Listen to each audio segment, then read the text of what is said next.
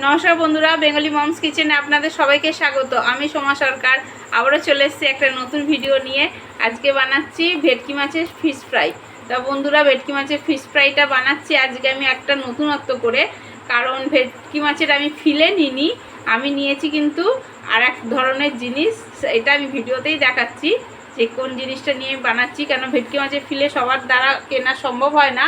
আমরা অনেক হোটেলে গিয়ে খেয়ে আসি ঠিকই, কিন্তু সবার পক্ষে সম্ভব হয় না অনেক টাকা দিয়ে ভেটকি মাছের ফিলেটা কেনার জন্য।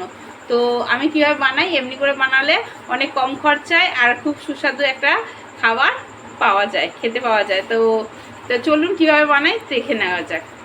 দেখুন বন্ধুরা, এইটা আমাদের ভেটকি মাছের কণ্ঠা। এই দেখুন, আমি ম্যারিনেট করতে বসে গেছিলাম, তো আমি ভাবলাম যে আগে আপনাদের দেখিয়ে দিই।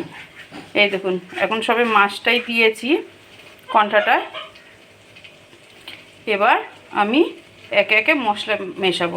এর মধ্যে আছে আদা, রসুন আর শুকনো লঙ্কা, আর আমি এর মধ্যে একটুখানি ধনেপাতা মিশিয়ে পেস্ট করে নেবো। এই আমি পেস্টটা, আদা, রসুন আর শুকনো লঙ্কার পেস্ট আছে, এর মধ্যে আমি আর একটু ধনেপাতা দেবো, দিয়ে পেস্ট করে নেবো। দেখুন বন্ধুরা, আমি এতে এই লেবুর রসটা একটুখানি দিচ্ছি। লেবু রস দেবেন। আর আমি মশলাটা এই যে পেছানো দেখালাম, এই মশলাটা আমি পুরোটাই দিয়ে দিলাম। এতে আদা, শুকনো লঙ্কা, রসুন আর ধনেপাতা। আমি এটা আগেই দেখাচ্ছি, এটা কিন্তু আমি সকালের দিকে করে রাখছি, অন্তত 3 ঘন্টা আগেই করতে হবে। তাই জন্য আমি আগেই করে এটাকে ফ্রিজে রাখবো, যাতে আপনার সন্ধ্যাবেলার মধ্যে রেডি হয়ে যায় আর গরম গরম ভেজে খাওয়ার জন্য রেডি হয়। তাই জন্য আমি কিন্তু আগে থেকে করছি। এটাকে সঙ্গে সঙ্গে করলে হবে না, তাহলে মশলাগুলো, মাছ একটু জুসগুলো টানতে পারবে না সঙ্গে সঙ্গে করলে।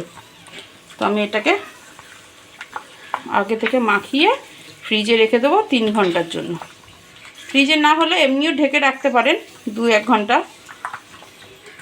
অন্তত আধা ঘন্টা রাখতেই হবে। দেখুন, এই যে মাখিয়ে রাখলাম। এবার আমি সন্ধ্যাবেলায় দেখাবো। বন্ধুরা, এই যে আমি সকালবেলায় যে ভেটকি মাছের কণ্ঠাটাকে আমরা ম্যারিনেট করে রেখে দিয়েছিলাম, তো এখন আমার হয়ে গেছে সন্ধ্যাবেলায়। তো আমি এটাকে এখন ব্রেড ক্রাম বা বিস্কুটের গুঁড়ো দিয়ে আপনারা কোট করতে পারেন। তো আমি দেখুন পুরো রেডি। 3 ঘন্টা অবশ্যই রাখবেন, যাতে ম্যারিনেট করে এর মধ্যে মশলাটা ঢুকে যায় মাছের মধ্যে। তো আমি এবার কোট করে নেব। দেখুন, আমাদের পক্ষে সবার সম্ভব হয় না কেনার। তো এমনি করে ভেটকি মাছের যদি কণ্ঠাটা কিনে আনেন বাজারে, ভেটকি মাছের কাটা নয়, কণ্ঠা, এটা পুরো মাছ, তো আপনারা খুব সহজেই বাড়িতে বানিয়ে নিতে পারেন। আমি তো প্রায় এমনিই বানাই। তো চলুন কোটটা করে নিই। দেখুন বন্ধুরা, আমি এই ব্রেড ক্রাম নিয়ে নিয়েছি। এই ব্রেড ক্রাম বলছি, বিস্কুটের গুঁড়ো। এই যে আমার বিস্কুটের গুঁড়ো নিয়ে নিয়েছি। তো আমি একে একে এই মাছগুলোকে একটুখানি কোট করে দেবো।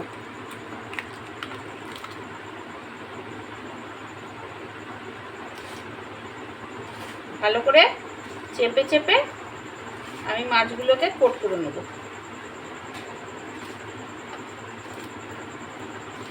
আমি প্রথমে শুকনোই এই মশলাটা মাখিয়েই কোট করছি, তারপরে ডবল কোট করতে হবে, একটা কোট করলে হবে না। আমি প্রথমে আগে ভালো করে কোট করে নিই, তারপরে অ্যারারুটের গুঁড়ো দিয়ে আবার কোট করব।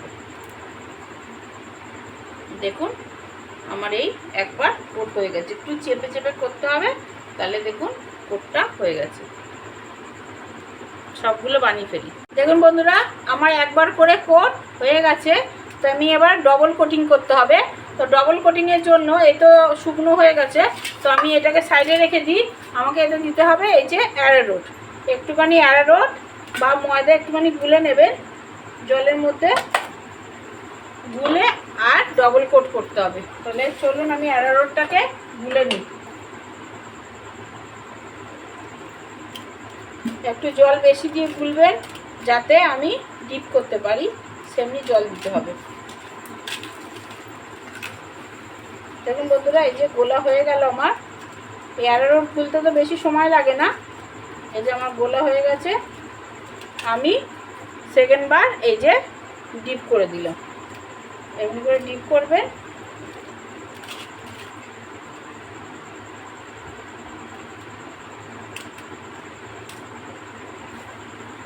করে ডিপ করে আমি আবার ডবল করে কোটিং করে নেবো ব্রেড, এই যে বিস্কুটের গুঁড়ো দিয়ে ডবল করে কোট করে নেবো, তাহলে একটু মোটা হবে। আর একবার কোটিংয়ে তো পাতলা হয়ে যায়, ডবল কোটিং করতে হয়। দেখুন এই যে একটুখানি দাবি দাবি দেবেন, তাহলেই হবে। আমি এই হাতটা ভেজা বলে আমি এই হাতটা ব্যবহার করলাম, একা করছি বলে। দেখুন দেখুন কি সুন্দর হয়েছে না?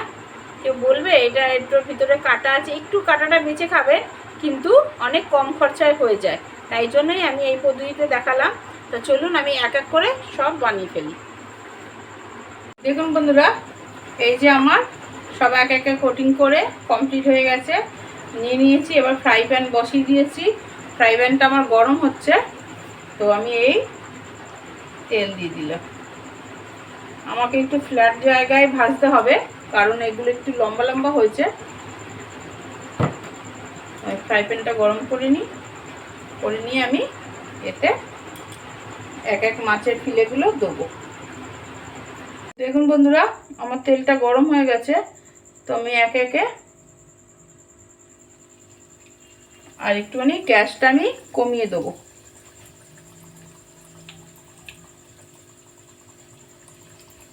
আমি দুটো করেই ভাজবো, কারণ নাড়াচাড়াতে আমার ভেঙে যাওয়ার ভয় থাকবে। তাহলে আমি দুটো দিলাম, আর গ্যাসে আঁচটা আমি কমিয়ে দিয়েছি। তো আস্তে আস্তে হোক, তারপরে আমি দেখাচ্ছি। দেখুন বন্ধুরা, আমার এই পিঠে এইটা হয়ে গেছে। তো আমি আর এক পিঠ করে নিই। এই পিঠটা উল্টে দিলাম। আমার কিন্তু গ্যাসটা একদমই আস্তে আছে, আর আমি কিন্তু অনেক জায়গা রেখে ভাজছি। বেশি গায়ে গায়ে ভাজবেন না, তাহলে কিন্তু কোটগুলো ফুলে যাওয়ার ভয় থাকবে। একটু সময় নিয়ে ভাজবেন।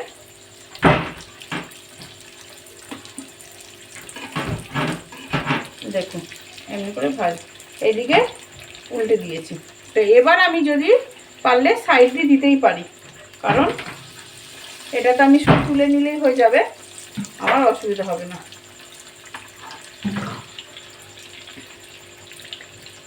আরও আমি দুটো দিয়ে দিলাম। তো আর একবার লাল লাল করে ভেজে নিয়ে পিঠটা। আমার এটা লাল লাল হয়ে গেছে, আমার দু পিঠ। তো আমি এবার নামিয়ে নেওয়ার জন্য পুরো রেডি, নামিয়ে ফেলছি আমি। একটু কাটার জন্য খেতে অসুবিধা হবে, কিন্তু খরচায় কিন্তু ঠিকঠাক আছে। তো আপনারা এমনি করে ট্রাই করতে পারেন। তো চলুন সার্ভ করি। দেখুন বন্ধুরা, আমার কিন্তু ফিশ ফ্রাইটা খাওয়ার জন্য একেবারেই রেডি। তাহলে কেমন হয়েছে ভিডিওটা অবশ্যই জানাবেন। ভালো লাগলে একটা লাইক, কমেন্ট, শেয়ার, সাবস্ক্রাইব অবশ্যই করে দেবেন। ধন্যবাদ।